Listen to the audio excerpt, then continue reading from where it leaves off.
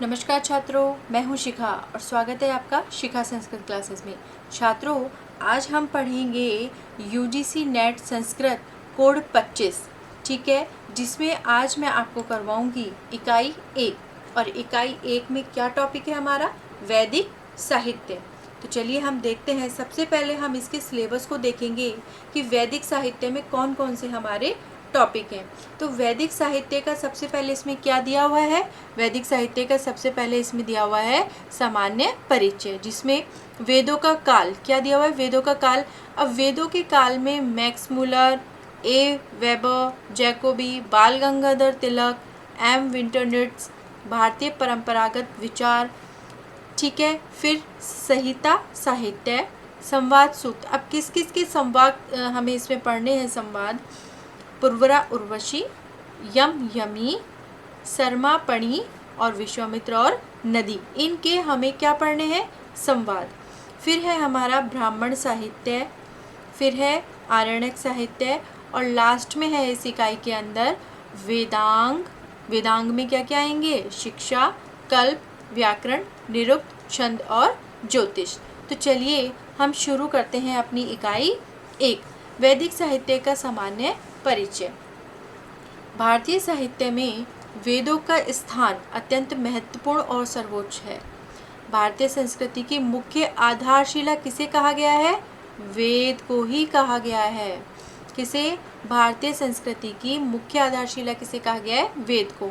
हिंदुओं के रहन सहन, आचार विचार, धर्म, कर्म, संस्कृति को समझने के लिए वेदों का ज्ञान आवश्यक है।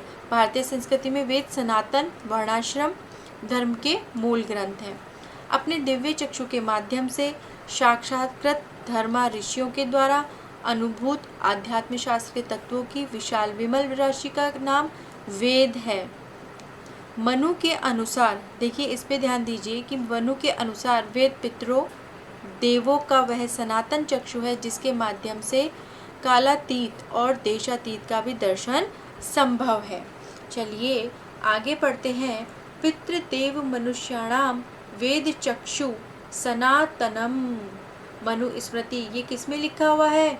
मनु स्मृति में लिखा हुआ है। वेदों में वर्णित विषयों का स्मृति, पुराणों तथा धर्म शास्त्रों में विस्तार पूर्वक वर्णन प्राप्त होता है। देखिए इसमें सबसे ज़्यादा महत्वपूर्ण है कि भारतीय संस्कृति की मुख्य आधारशिला क्या है?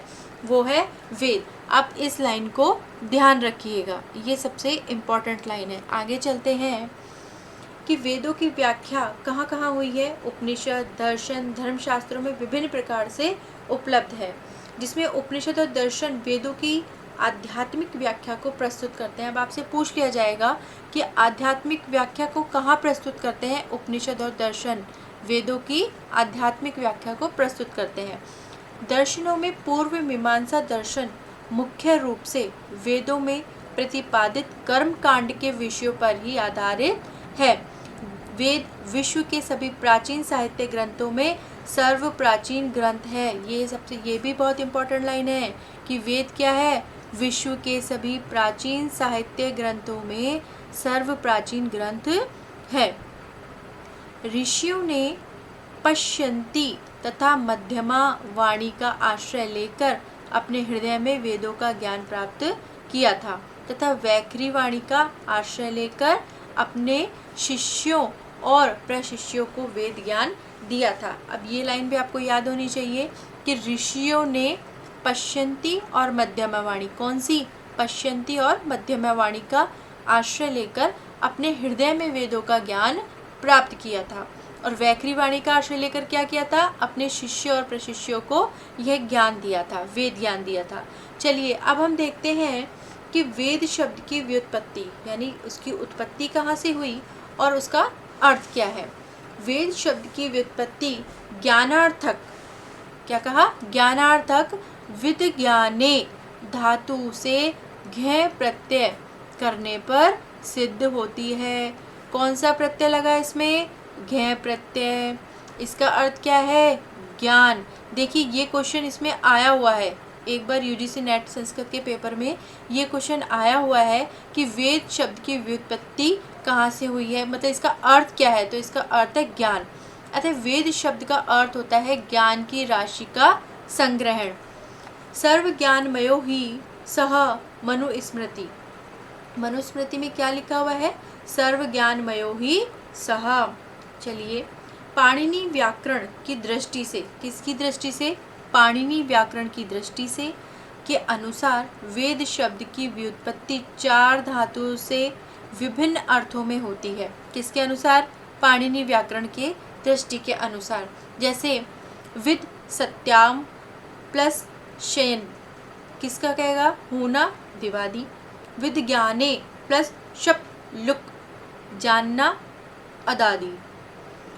विद विचारणे श्रम, विचारना, रुद्धादि। विद लाभे श, प्राप्त करना यानी तुदादि। तो ये भी आपको पता होनी चाहिए कि पाणिनि व्याकरण की दृष्टि के अनुसार वेद शब्द की व्युत्पत्ति जो है वो 4 धातुओं के विभिन्न अर्थों से होती है। चलिए आगे देखते हैं। अब है यहाँ पे कि वेदों के अर्थ में प्रयुक्त मुख्य शब्द कौन कौन से हैं। इसमें आपको सिर्फ मुख्य शब्दों का ध्यान रखना है। पहला है श्रुति। श्रुति में क्या आएगा? वेदों को गुरु शिष्य परंपरा से श्रवण द्वारा सुरक्षित रखे जाने पर श्रुति कहा गया है। फिर है निगम। निगम का अर्थ है सार्थक या अर्थबोधक। फिर है आगम। आगम का अर्थ है वेद और शास्त्र दोनों के लिए आगम में प्रयोग किया जाता है। फिर आता है आपका त्रयी। कौन सा आता है? त्रयी। त्रयी शब्द का प्रयोग वेदों के लिए किया जाता है। त्रयी का अर्थ है 3 वेद, ऋग, यजु और सामवेद। छंदस। छंदस शब्द छदी सवर्णे, छदी सवर्णे चुरादी गणित धातु से बनता है। इसका अर्थ क्या होता है? ढकना या आच्छादित करना। ठीक है। फिर है अम्रात्रय। अम्रात्रय शब्द का म्रा अभ्यास से भवादि गणित धातु से बनता है। वेदों में जो प्रतिदिन अभ्यास किए जाते हैं या स्वाध्याय पर बल दिया जाता है वो इसी के अंतर्गत आता है, यही कहलाता है। दंडी में 10 कुमार चरितम में वेदों के लिए आम्रत्राय का प्रयोग करते हुए कहा है अदिति चतुर्षु आम्रयशु दंडी, अर्थात चारों वेदों का ज्ञाता। क्या कहेंगे? चारों वेदों का ज्ञाता। अब आता है हमारा स्वाध्याय। कौन सा? स्वाध्याय। स्वाध्याय शब्द स्वयं अर्थात आत्मा के विषय में मनन चिंतन या प्रतिदिन अभ्यास पर बल देता है। चलिए एक बार दोबारा से इसको देखते हैं कि इसमें कौन कौन से वेदों के अर्थ में प्रयुक्त शब्द कौन कौन से हैं। श्रुति, निगम, आगम, त्रयी, छंदस, आम्रत्राय और स्वाध्याय। चलिए अब आगे देखते हैं कि कौन कौन से विचारक हैं। ठीक है। अधिकांश में अवधारणा जो है वो बदलती रही है। मैक्स मूलर के अकॉर्डिंग, मैक्स मूलर ने गौतम बुद्ध को अपना आविर्भाव को माना। उन्होंने अपना आधार किसे माना? मैक्स मूलर ने गौतम बुद्ध को। बुद्ध ने वैदिकी हिंसा का खंडन किया, अतः वैदिक काल बुद्ध के जन्म से पूर्व होना चाहिए। इस आधार पर उन्होंने वैदिक काल को 4 भागों में बांटा। आपको ये ज़्यादा ध्यान रखना है कि मैक्स मूलर ने कितने भागों में वैदिक काल को विभक्त किया है, सबसे ज़्यादा ये इम्पॉर्टेंट है। देखिए 1200 ईस्वी से और 1000 ईसा पूर्व। ठीक है, 1200 से 1000 में इसको इन्होंने क्या कहा है? इसको इन्होंने कहा है छंद काल। इसमें निविद आदि स्फुट वैदिक मंत्रों की रचनाएं हुई हैं। सबसे ज़्यादा हमें क्या ध्यान रखना है कि 1200 से 1000 ईस्वी के बीच में ये क्या कहलाता है? छंद काल। फिर 1000 ईस्वी से 800 ईस्वी ये क्या कहलाएगा? मंत्र काल। 800 से 600 ईस्वी पूर्व क्या कहलाएगा? ब्राह्मण काल। इसमें ब्राह्मण ग्रंथों की रचना हुई। और 600 ईस्वी से 400 ईस्वी क्या कहलाएगा? ये कहलाएगा सूत्र काल। इसमें श्रोत सूत्रों, ग्रह सूत्रों आदि की रचना हुई है। चलिए आगे देखते हैं। कुछ समय तक यह मत अत्यंत प्रचलित रहा, किंतु बाद में स्वयं मैक्स मूलर ने, क्या हुआ इसमें कि स्वयं मैक्स मूलर ने ही अपने इस मत को अमान्य कर दिया। उन्होंने कहा मेरा जो ये मत मैंने प्रस्तुत किया है ये अमान्य है, इसका कोई मान्यता नहीं है इसकी। 1400 ईस्वी के बोगाज कोई के शिलालेख की प्राप्ति के बाद यह मत सर्वथा निरस्त हो गया। सबसे पहले तो मैक्स मूलर ने ही अपने मत को निरस्त कर दिया और उसके बाद जब 1400 ईस्वी में बोगाज कोई के शिलालेख की प्राप्ति हुई तब ये मत जो है वो सर्वथा निरस्त कर दिया गया। अब आगे देखते हैं। आगे है ए वेबर। कौन है? ए वेबर। अब ए वेबर जो है वो जर्मन के विद्वान है। इनका कथन है कि वेदों का जो समय है वो निश्चित नहीं किया जा सकता। ये तो सीधा ही कहते हैं कि वेदों का समय हम निश्चित ही नहीं कर सकते हैं। वे उस स्थिति से बने हुए हैं जहाँ तक पहुँचने के लिए हमारे पास उपयुक्त साधन ही उपलब्ध नहीं है। वर्तमान प्रमाण हम लोगों को उस समय के उन्नत शिखर तक पहुँचाने में असमर्थ है। इनका कहना है कि वेदों का समय निश्चित करना बहुत ही कठिन है, ऐसा कोई साधन ही उपलब्ध नहीं है जो हमें वहाँ तक ले जाए। प्रोफेसर वेबर कहते हैं कि वेदों के समय को कम से कम 1200 ईस्वी से 1500 ईस्वी के बाद का कथमपि स्वीकार नहीं किया जा सकता। इनका कहना है कि हम ये मान ही नहीं सकते कि ये 1200 से 1500 ईस्वी के बाद के हैं। प्रोफेसर वेबर अपनी पुस्तक, अब ये आपको याद रखनी है कि उनकी पुस्तक कौन सी है, हिस्ट्री ऑफ इंडियन लिटरेचर। कौन सी है, हिस्ट्री ऑफ इंडियन लिटरेचर। यहाँ तक उन्होंने इसमें लिख दिया कि वेदों का काल निर्धारण के लिए प्रयत्न करना सर्वथा बेकार है। वो कहते हैं कि कोई फायदा नहीं है इसका निर्धारण करना, वेदों का काल निर्धारण के लिए हमें प्रयत्न करने के लिए कोई जरूरत ही नहीं है। अब उन्होंने क्या कहा कि any such of attempt of defining the relic antiquity is absolutely fruitless. चलिए आगे देखते हैं, आपको इनकी पुस्तक जो है इसका नाम याद रखना है। अब आगे आते हैं एक और विचारक, वो है जैकोबी। कौन है, जैकोबी। चलिए देखते हैं। प्रसिद्ध जर्मन वैदिक विद्वान की श्री याकोबी, इनको जैकोबी याकोबी ने भी ज्योतिष को आधार मानकर, इन्होंने किसको माना आधार, इन्होंने ज्योतिष को आधार माना। उन्होंने ध्रुव तारा को अपना लक्ष्य बनाया। विवाह संस्कार में ध्रुव पश्य विधि है। ध्रुव तारा भी अपने स्थान से पीछे हटता है। उन्होंने उस आधार पर विचार करके उन्होंने ऋग्वेद का समय क्या बताया, 4500 से 2500 ईस्वी पूर्व माना। क्या माना उन्होंने, 4500 से 2500 ईस्वी पूर्व माना। अब आगे देखते हैं कि कौन से हैं। आगे हैं बाल गंगाधर तिलक। कौन से हैं, बाल गंगाधर तिलक। श्री तिलक ने ज्योतिष गणना के आधार पर, इन्होंने क्या किया, ज्योतिष गणना के आधार पर ऋग्वेद का जो रचना काल है वो 6000 से और 4000, 6 से और 4 ईस्वी पूर्व माना है। उन्होंने विभिन्न नक्षत्रों में वसंत संपात के आधार पर यह तिथि निर्धारित की है। उन्होंने वैदिक काल को, अब आपको ये ध्यान में रखना है कि उन्होंने वैदिक काल को 4 भागों में विभक्त किया। कितने में किया, 4 भागों में उन्होंने विभक्त किया।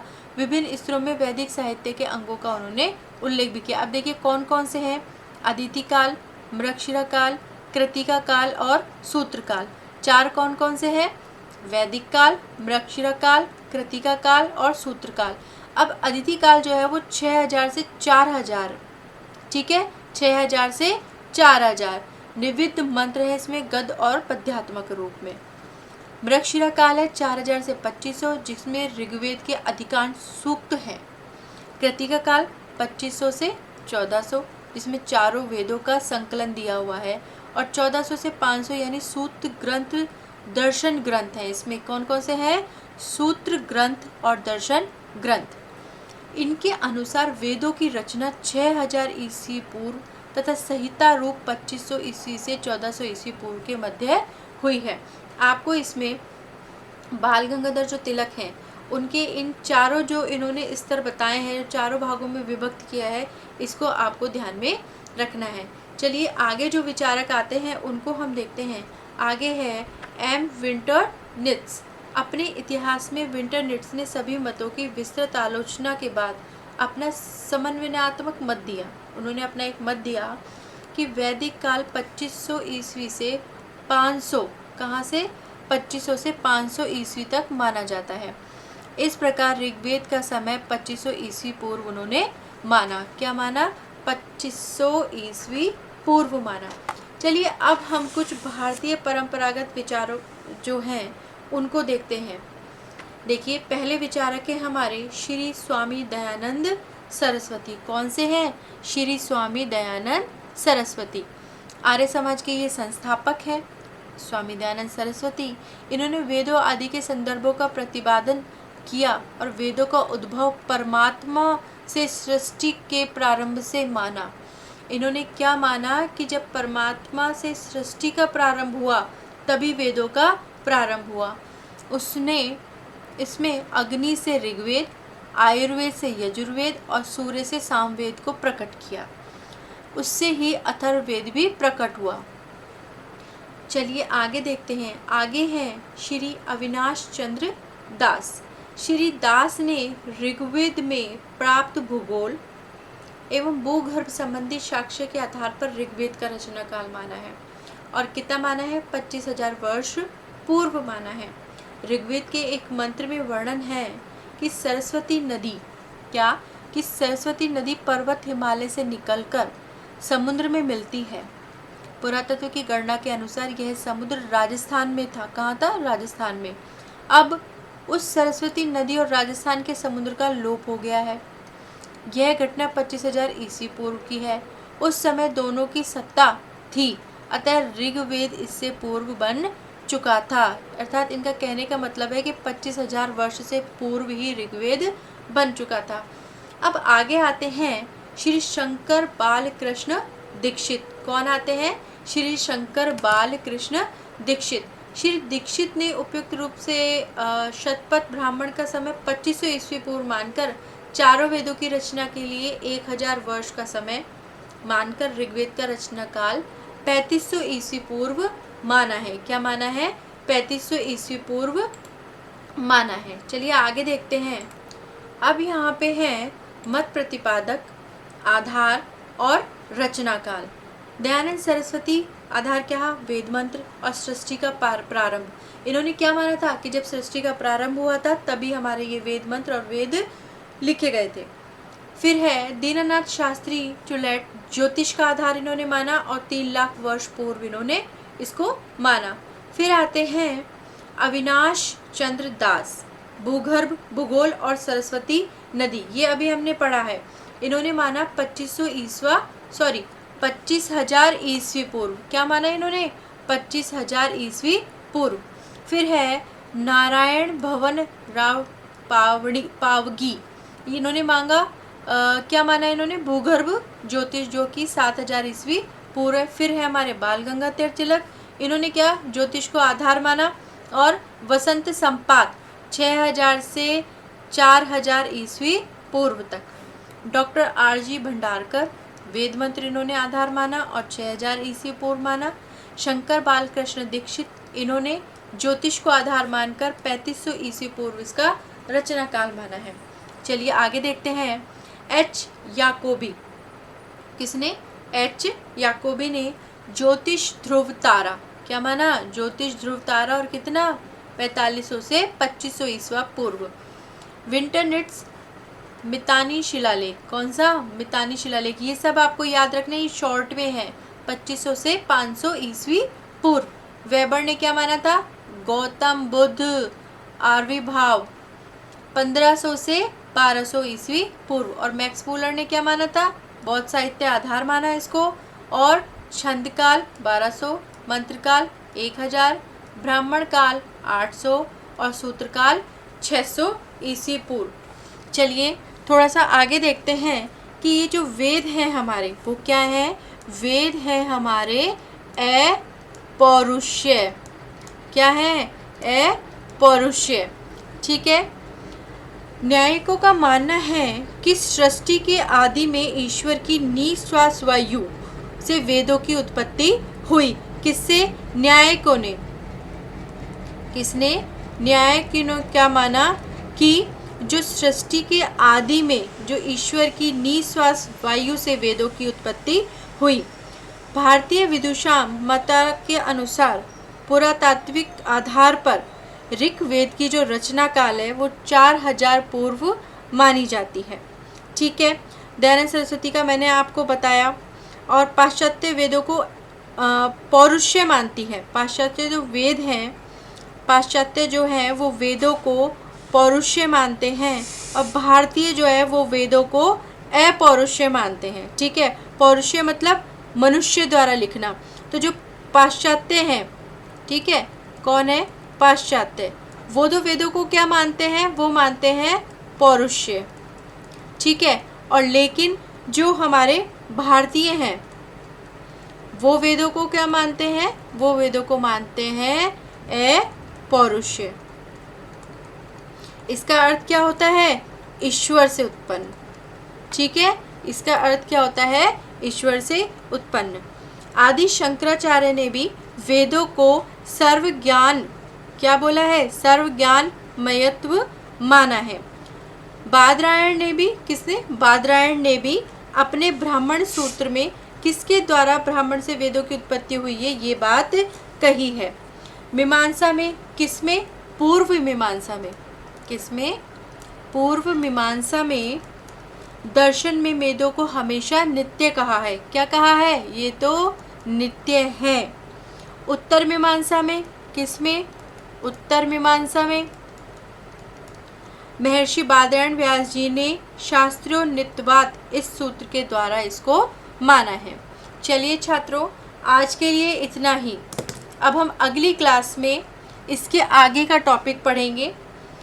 तब तक के लिए नमस्कार, धन्यवाद। आप इसको पढ़िए, समझिए और इससे अपने नोट्स बनाइए। चलिए अब हम कल मिलते हैं।